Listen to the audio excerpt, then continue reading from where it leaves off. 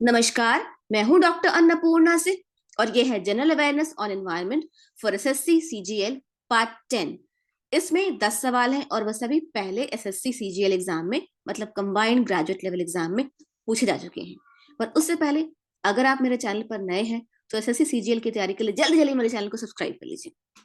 Question number 1, the motion of body is an example of uniformly accelerated motion. और option है 1 resting, 2 डिसेलरेटिंग, 3 parabolic या 4 free folic. तो कौन सा एग्जाम्पल है यूनिफॉर्मली एक्सेलरेटेड मोशन का? रेस्टिंग, जो रेस्ट में है वो तो मोशन में है ही नहीं, तो वो एक्सेलरेट क्या करेगा? डिसेलरेटिंग मतलब रिड्यूस्ड नेगेटिव एक्सेलरेशन, तो नेगेटिव एक्सेलरेशन को जरूरी नहीं है कि यूनिफॉर्मली एक्सेलरेटेड हो, तो न 1 होगा न 2 होगा। इसके अलावा 3 है पैराबोलिक, कि पैराबोला शेप में वो गिर रहा है तो भी वो यूनिफॉर्मली एक्सेलरेटेड मोशन नहीं होता है।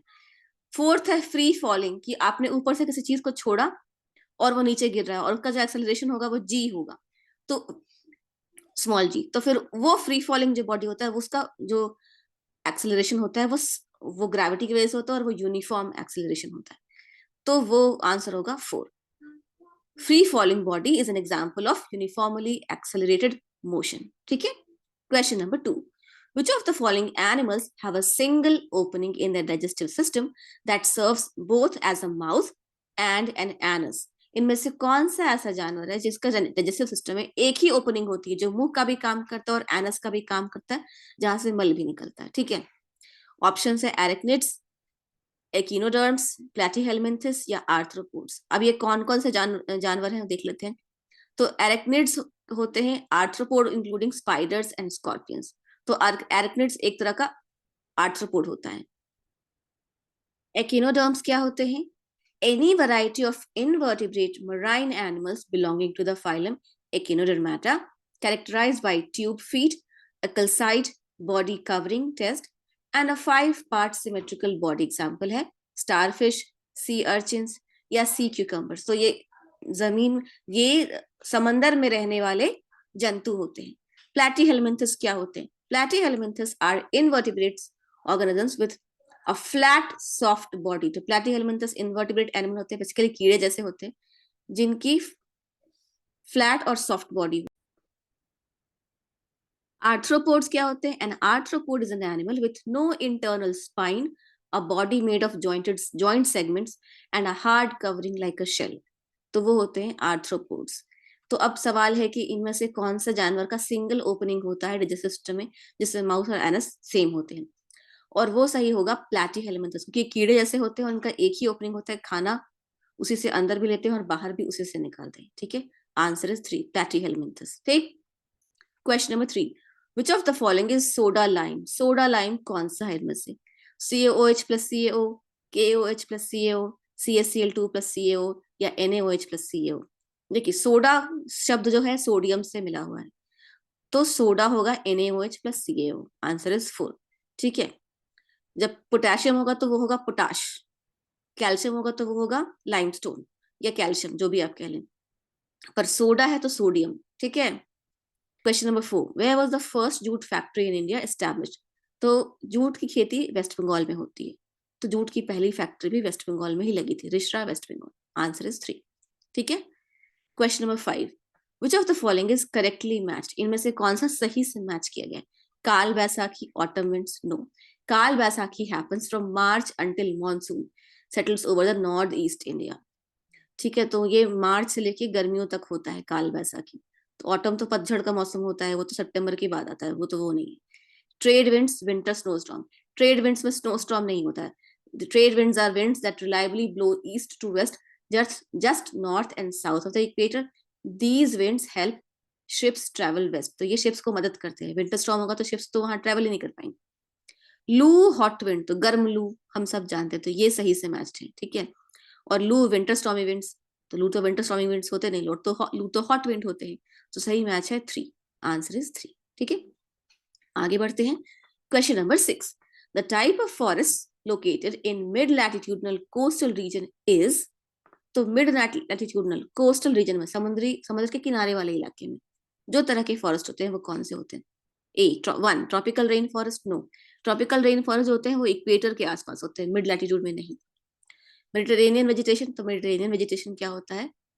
मेडिटेरेनियन वेजिटेशन होता है, Mediterranean vegetation is any dense scrubland composed of broad-leaved evergreen shrubs, bushes, and small trees about 8 feet tall and growing in regions lying between 30 to and 40 degree north and south latitude. So Mediterranean भी नहीं होगा.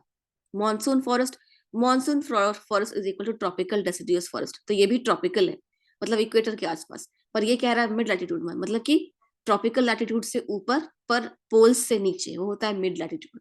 तो वो mid latitude जब भी होगा तो वो टेम्परेट क्लाइमेट होता है, उसको कहते हैं टेम्परेट एवरग्रीन फॉरेस्ट. टेम्परेट मतलब मिड लैटिट्यूड, मतलब कि ऑप्टिमम वेदर होता है, ना बहुत हॉट गर्मी ना बहुत कोल्ड ठंडा, टेम्परेट. ठीक है. Question number 7. Limestone, chalk and marble are different forms of 1. calcium phosphate, 2. calcium hydroxide, 3. calcium oxide या 4. calcium carbonate. लाइमस्टोन, चॉक और मार्बल ये सब कैल्शियम कार्बोनेट के फॉर्म्स हैं जो कि हार्ड व्हाइट कलर का रॉक होता है. जब वो सबसे सॉफ्ट होता है कैल्शियम कार्बोनेट तो वो चॉक होता है, उससे थोड़ा हार्ड होगा तो लाइमस्टोन होगा, और सबसे हार्ड होगा तो वो मार्बल बन जाएगा. ठीक है. Question number 8. Primary productivity of an ecosystem is composed of which of the following? 1. Gross productivity and primary productivity? No. 2. Primary and secondary productivity? तो प्राइमरी प्रोडक्टिविटी में सेकेंडरी प्रोडक्टिविटी का कोई लेने देना नहीं है. 3. Net productivity and consumption. Productivity में हम कंजम्पशन की भी बात नहीं कर सकते. 4. Net primary productivity and gross primary productivity. ये सही उत्तर है, पर आप पहले जानिए थोड़ा सा. Primary production is defined as the amount of biomass or organic matter produced per unit area over a time period by plants during photosynthesis. ठीक है. तो जितना पर यूनिट एरिया में जितना बायोमास प्लांट्स का होगा वो प्राइमरी प्रोडक्टिविटी होता है. It can be divided into gross primary productivity and net primary productivity. इसलिए द करेक्ट आंसर इज 4. ठीक है. Question number 9. How does hydrochloric acid help in facilitating the action of pepsin. तो hydrochloric acid pepsin को कैसे facilitate करता है, pepsin के action को? 1. Hydrochloric acid creates an acidic medium which facilitates the action of the enzyme pepsin. 2. Hydrochloric acid helps break down pepsin. तो pepsin enzyme है, उसको ब्रेक डाउन नहीं किया जाता है. एंजाइम दूसरी चीजों को ब्रेक डाउन करता है, फूड को ब्रेक डाउन करता है. ठीक है. Hydrochloric acid creates an alkaline medium which facilitates the action of the enzyme pepsin. तो हाइड्रोक्लोरिक एसिड एक एसिड है, तो वो अल्कलाइन मीडियम कैसे प्रोड्यूस करेगा? तो ये तीन तो स्टेटमेंट ही गलत है. 4th, hydrochloric acid creates a basic medium which facilitates the action of the enzyme pepsin.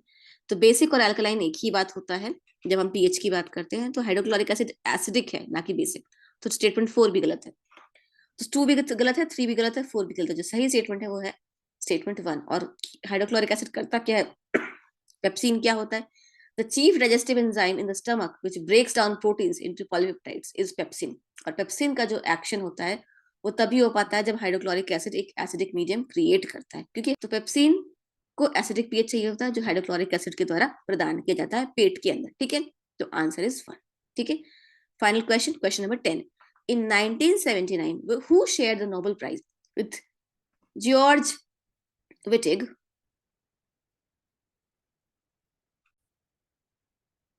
for their development of the use of boron and phosphorus containing compounds respectively into important regions in organic synthesis.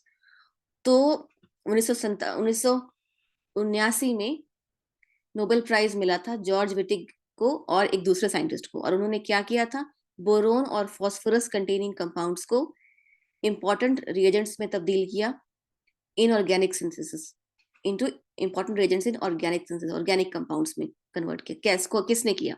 Herbert C Brown, Arne Tiselius, Henry Taube, Emil Fischer. सही उत्तर है 1, Herbert C brown ने किया था. ठीक है. आज के लिए इतना ही. मिलती हूँ आपसे अगले प्रैक्टिस टेस्ट में. तब तक के लिए मेरा PYQ सीरीज जरूर चेकआउट कीजिए. डिस्क्रिप्शन बॉक्स में आपको और प्रैक्टिस टेस्ट मिल जाएंगे इस PYQ सीरीज के. इसके अलावा एग्जाम का सिलेबस, एग्जाम की डेट, इन सबसे जुड़े वीडियोस भी इसी वीडियो के डिस्क्रिप्शन बॉक्स में है. और इन्वायरमेंटल साइंस में अगर आप खास रुचि रखते हैं तो मेरे चैनल की बाकी प्लेलिस्ट और वीडियोस को भी जरूर चेकआउट करें. Thank you. जय हिंद, जय भारत.